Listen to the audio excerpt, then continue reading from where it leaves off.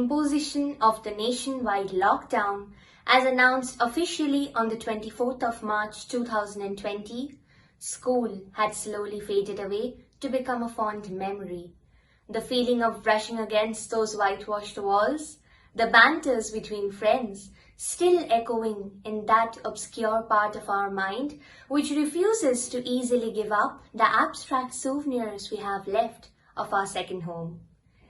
It is in fond reminiscence of our days in school that we, the students of Garden High School, are going to present a short program on the occasion of the birth anniversary of nationalist icon Netaji Subhash Chandra Bose, revolving mainly around his academic life and his entry into national politics.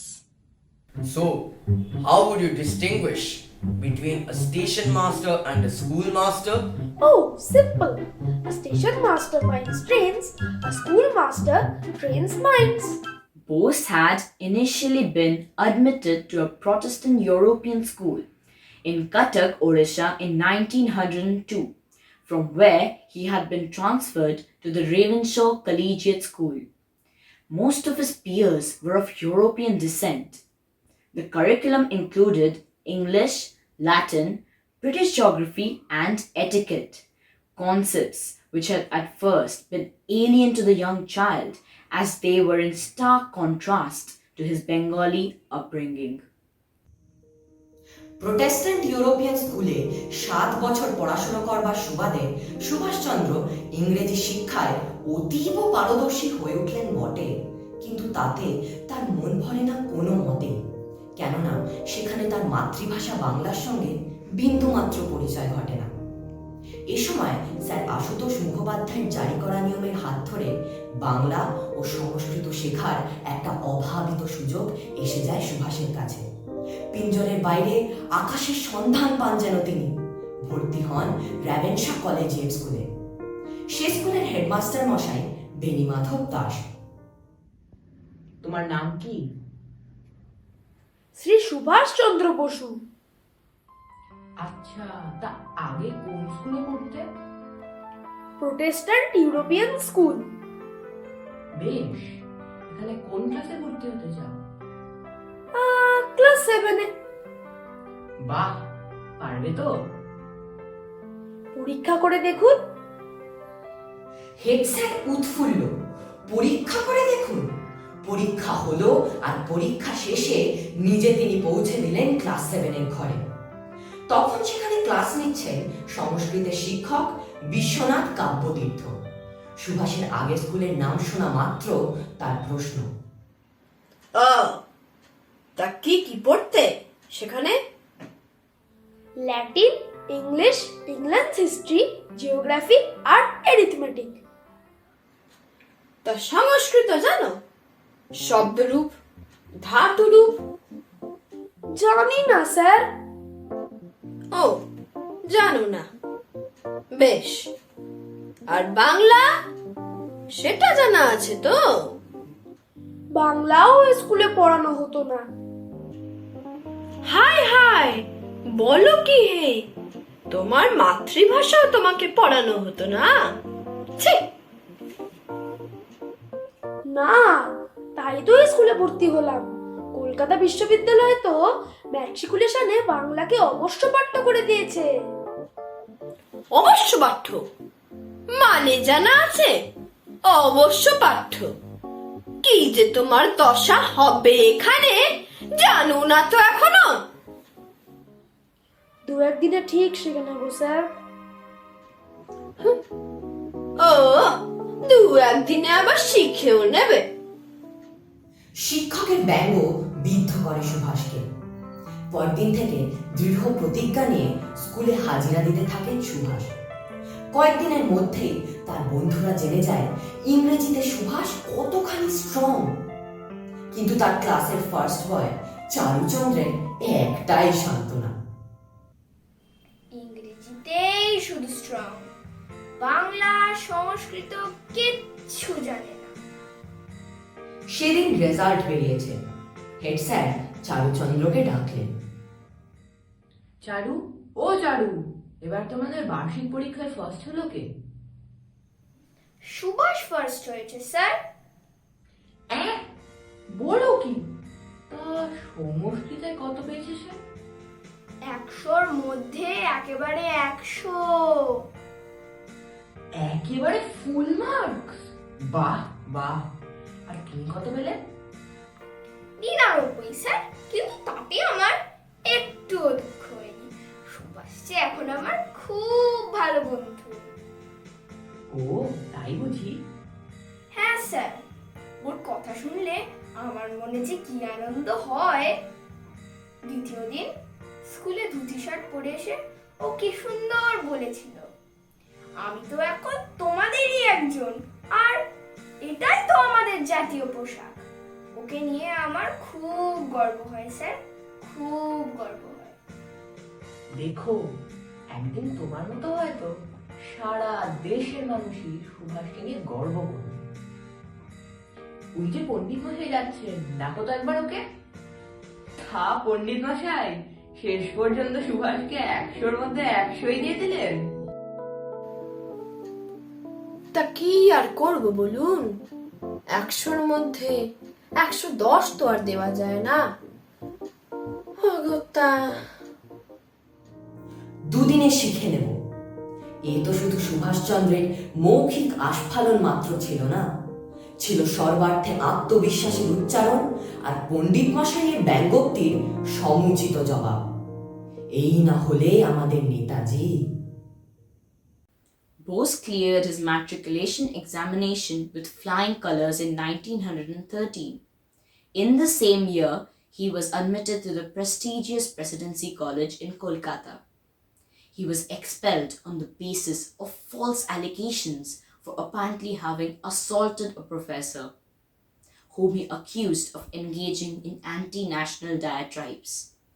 He then joined the Scottish Church College at the University of Calcutta, from where he completed his BA in philosophy in 1918.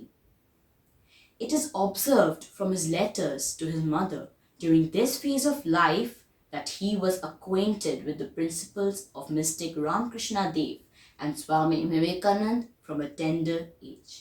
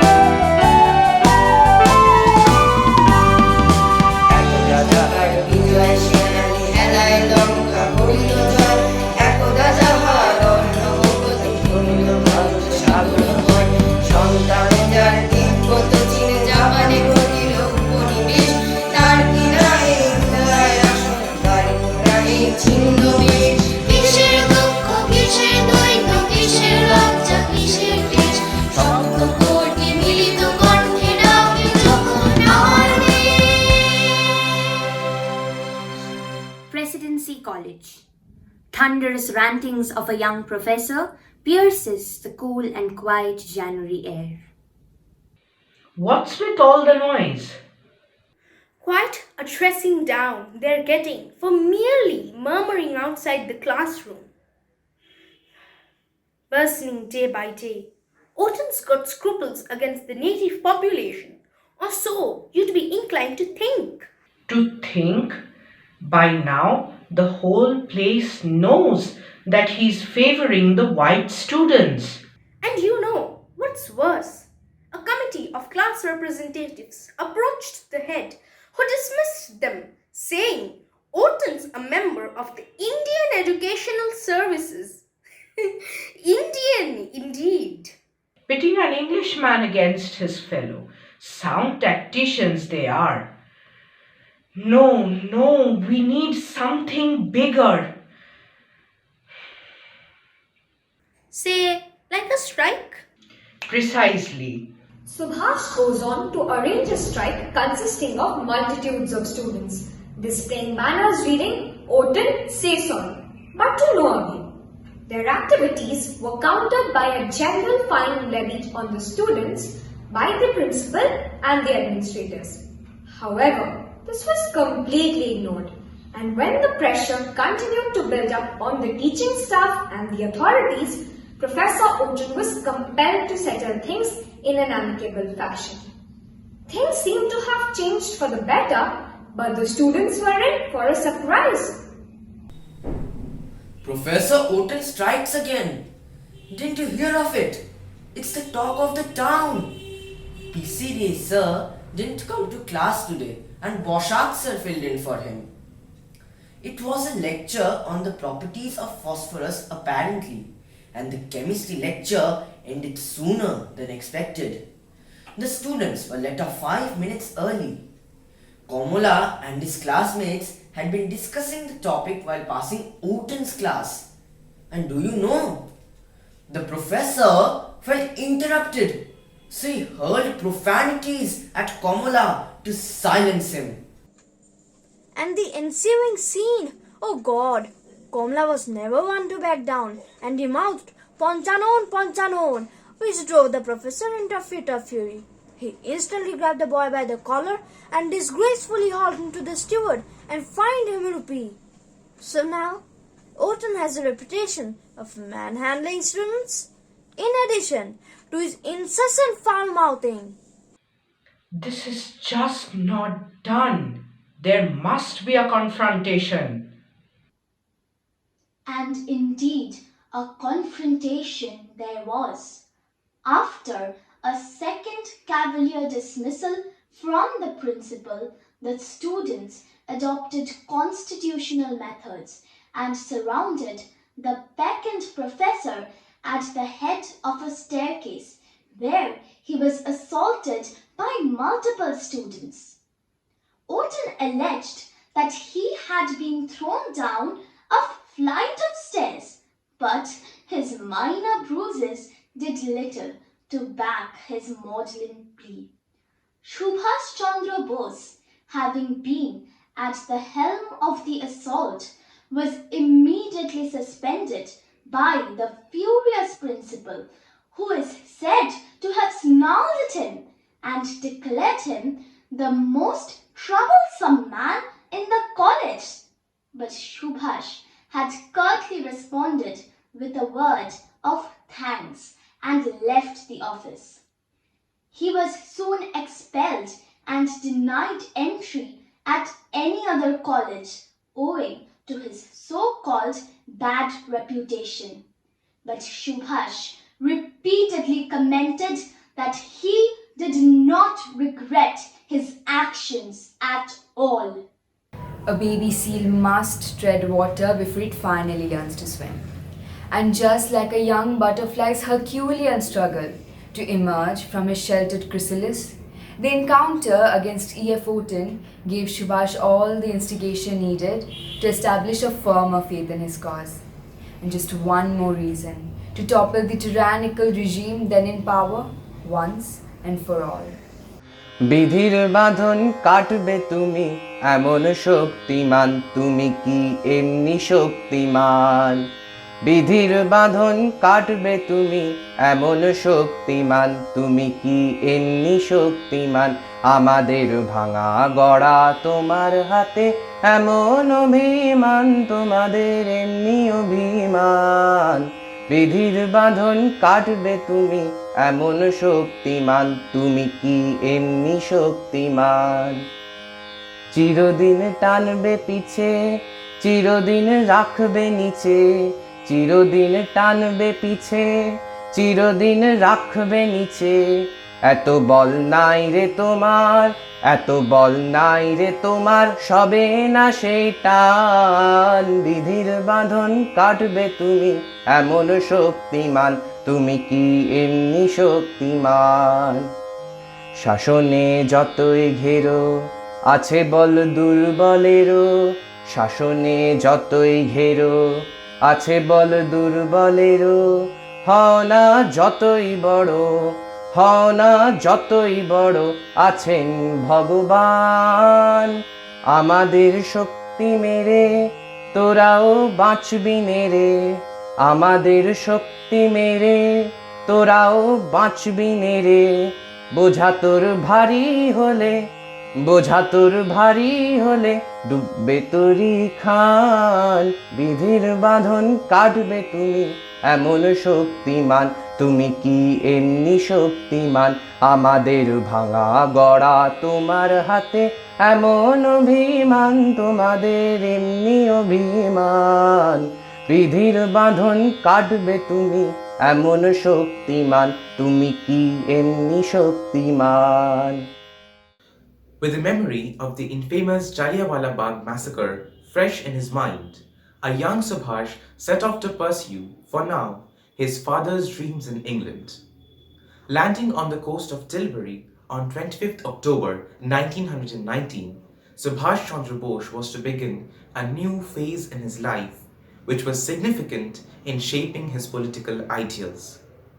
With the assistance of the kind and sympathetic censor of Fitzwilliam Hall, Mr. Redway, he could easily secure a seat for himself in the prestigious Cambridge University. Subhash was to appear under the old civil service regulations and was required to take up at least 8 or 9 different subjects, along with which he studied political science and modern European history, which included several other legendary works like Bismarck's autobiography and Metternich's memoirs. All these inspired the impressionable young student and provided him with a better understanding of the sphere of international politics, in which he would later establish himself as a maestro. During his stay at Cambridge, the freedom given to the students attracted Bose's attention.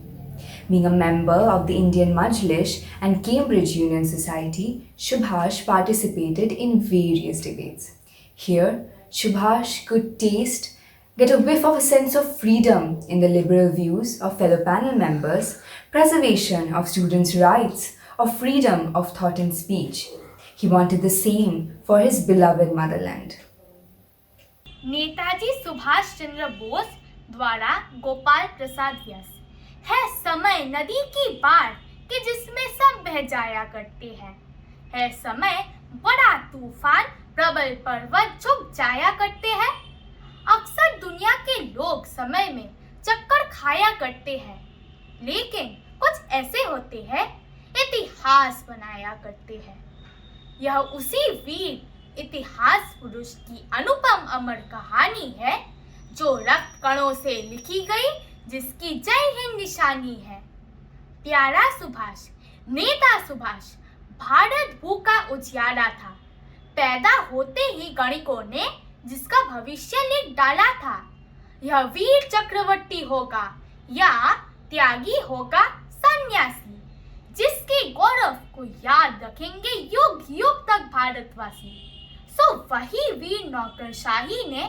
पकड़ jail में डाला था पर क्रुद्ध कहरी कभी नहीं फंदे में टिकने वाला था बांधे जाते इंसान कभी तूफान न बांधे जाते हैं काया जरूर बांधी जाती बांधे न इरादे जाते हैं वह दृढ़ प्रतिज्ञा सेनानी था जो मौका पाकर निकल गया वो पाड़ा था अंग्रेजों की मुट्ठी में आकर फिसल गया जिस तरह धूर्त दुर्योधन से बचकर यदुनंदन आए थे जिस तरह शिवाजी ने मुगलों के पहरेदार झकाए थे बस उसी तरह यह तोड़ पे पिंजरा तोते सा बेदाग गया। जनवरी माह सन 41 मच गया शोर, वह भाग गया। वे कहाँ गए, वे कहाँ रहे, ये धूमिल अभी कहानी है। हमने तो उसकी नई कथा आजाद फौज से जानी है। As the ICS examinations drew close, Subhash became skeptic about making it through the difficult and rigid tests, owing to his lack of preparation. Therefore, one can imagine his surprise when the morning post bearing the good news landed in his hands and he found out that he had secured the fourth position. And this started a long period of self conflict within the promising candidate whether to take up a path strewn with nothing but roses and extravagance, or one filled with thorns and uncertainty. To this decision depended much of the fate of our country, and we would appreciate it if our viewers could take a moment to thank him for the decision he took on that fateful day. Inspired by popular assertive nationalists like Lokmanya B.G. Tilak, Aurobindo Ghosh, and his political guru C.R. Das, Subhash was determined to choose a path for himself which would enable him to serve his motherland, India. He was ready to make sacrifices and follow his true ideals. His numerous letters to his second brother, Sharath Chandra Bose, are a testimony to the internal struggle he faced each day in this phase of life.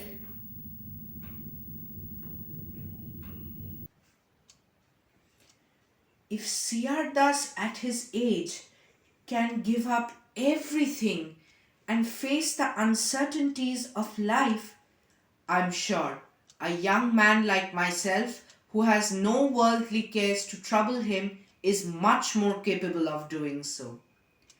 Personally, I should like teaching and journalism at present. The National College and the new paper Swaraj will afford plenty of scope for my activity.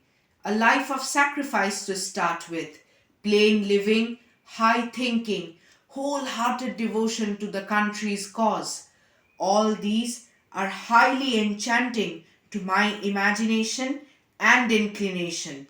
Further, the very principle of serving under an alien bureaucracy is intensely repugnant to me. It was in April 1921 that Subhash finally handed in his resignation for a cause much nearer and dearer to his heart than that of a life of pleasure and luxury as a civil servant serving under the crown. Subhash firmly believed in what Tolstoy preached and Gandhi practiced, that the best way to end a government was to withdraw from it. Meanwhile, his overseas correspondence with Chittaranjan Das, whom he considered as his father figure in the political realm, had increased. Pleased with Subhash's determination and sincerity, C.R. Das had developed an affection for the enthusiastic and bright young man who decided to devote his full attention towards the welfare of his people. কাজ থাকলেও সৎ কর্মঠ যুবক যুবতীগণের অভাব দেখা দিয়েছে। ভারত মাতৃকা তাই তোমার মতো বাধ্য সন্তানদের আহ্বান জানিয়েছেন সুভাষ। তুমি ইন্ডিয়ান ন্যাশনাল কংগ্রেসে যোগদান করতে চাও শুনে খুশি হলাম, কিন্তু বঙ্গমাতার যথাযথ সেবা করার জন্য আমার ইচ্ছা তুমি বেঙ্গল ভলান্টিয়ার্সেও একজন কমান্ড্যান্ট হিসেবে জয়েন করো। তোমার উপর আমার সম্পূর্ণ বিশ্বাস আছে। The young revolutionary returned to India and met with the Mahatma, who was already a popular right-wing leader at that time. Despite the evident conflict in their ideals and a stark difference in rationale, a bond had been formed with the father of the nation. In 1923, Bose was elected the president of the All India Youth Congress and also the secretary of the Bengal State Congress. He was also the chairman of the Calcutta Municipal Corporation and worked along with C.R. Das when the latter was elected the mayor of Calcutta in 1924. Soon after, in 1925, he was arrested and sent to prison in Mandalay. Released from prison in 1927, Bose was elected the General Secretary of the All India Congress Party and worked along with Jawaharlal Nehru for freedom. Together, they represented the more militant left-wing faction of the party against the more compromising right-wing Gandhian faction. A little later, Bose was again arrested and jailed for civil disobedience. This time, he emerged to become the mayor of Calcutta in 1930. India is going to be free, and we who live today are going to play a part in making India free. There is no power on earth that can keep India enslaved anymore. Let us fight for India's freedom. Vande Mataram! Two words which had once seen an 18-year-old have a noose slipped round his neck as if it were a garland adorning the neck of the gallant Khudiram Bose on 11th August 1908. The same two words which shot out in a guttural cry as Chandrasekhar Azad shot himself with his very last bullet on February the 27th, 1931. The same little phrase which drove 20 young PLA combatants to martyrdom on 15th June 2020 in the Galwan Valley in direct combat. A phrase tinged crimson, yet stirring still. A phrase that we must remember now in these dire times. The phrase, Vande Mataram!